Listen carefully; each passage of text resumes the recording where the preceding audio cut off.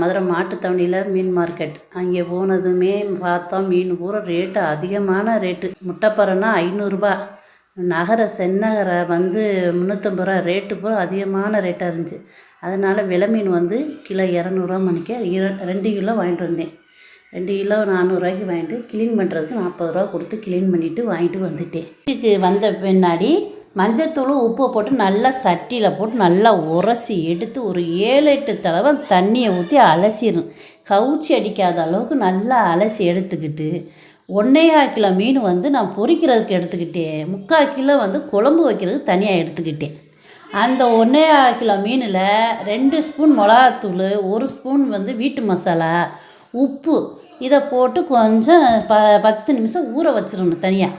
உப்பு ஏறின பிறகு அதுக்கு பின்னாடி வெள்ளைப்பூடு, வெங்காயம், சோம்பு அதையும் கொஞ்சம் மிக்சியில் போட்டு அரைச்சி அது விழுதாக எடுத்து வச்சுக்கிட்டு இந்த பிரட்டி வச்சுருக்கோமே மிளகாத்தூள், வீட்டு மசாலா, உப்பு போட்டு மீன் பொரிக்கிறதுக்கு திருப்பி அதிலே போட்டு அதையும் மறுபடியும் பிரட்டி 1/2 மணி நேரம் ஊற வைக்க வேண்டும். அடுப்பை பற்ற வச்சு சட்டியை வச்ச பிறகு எண்ணெயை ஊற்றி 3 இனுக்கு கருவேப்பிலை போட்ட பிறகு இந்த பிரட்டி வச்ச மீனை ஒன்று ஒன்றா போட்டு எடுக்கணும். ஒன்று ஒன்றா போட்ட பின்னாடியே திருப்பி இந்த பக்கம் திருப்பி போடணும்.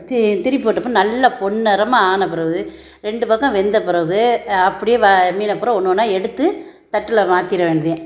குழந்தைகளுக்கு கூட இந்த மீன் ஒரு குழந்தைகளுக்கு மீனே பிடிக்காது. இந்த இப்படி செஞ்சு காமிங்க பிள்ளைகளுக்கு. நல்லா இருக்கும், சூப்பராக இருக்கும் டேஸ்ட்டு.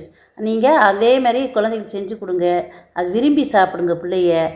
டேஸ்ட்டு அருமையாக இருக்கும். வாங்க மீன் குழம்பு வைக்க போகலாம் வாங்க. இப்போ மீன் குழம்புக்கு வைக்கிறதுக்கு தேவையான பொருட்கள் 5 தக்காளி, சின்ன தக்காளி 5 தக்காளி மிக்சியில் போட்டு அரைச்சி தனியாக எடுத்து வைக்க வேண்டும். ஒரு எலுமிச்சைப்பழம் சைஸ், பெரிய எலுமிச்சைப்பழம் சைஸு புளி ஊற வச்சுக்கிறேங்க.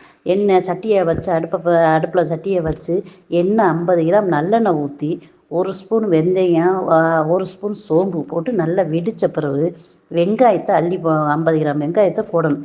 அது லேசாக பொன்னிறமாக ஆன பிறகு தக்காளி அரைச்சி வச்சுருக்கோம் பாருங்கள், அதையும் தூக்கி ஊற்றணும். நல்லா சுண்டி வரும்போது புளிக்கு அரைச்சி வச்சுருக்கோம் பாருங்கள், அதில் 2 ஸ்பூன் மசாலா பொடி, வீட்டு மசாலா, உப்பு கொஞ்சம் போட்டு அதை அப்படியே தூக்கி ஊற்றிடும். கத்திரிக்காய், மாங்காய் அன்றைக்கி அந்த வெஞ்சனத்துக்கு போடுறதுக்கு நான் வச்சுருக்கேன்.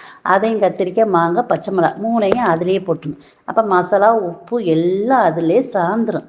நல்லா எண்ணெய் கத்திரிக்காய் மாரி எடுத்து அது மசாலா வாடை போன பிறகு மீனை அலசி வச்ச மீனை 3/4 கிலோ மீன் மண்டை, வால், 2 துண்டு போட்டு வச்சுருக்கேன்.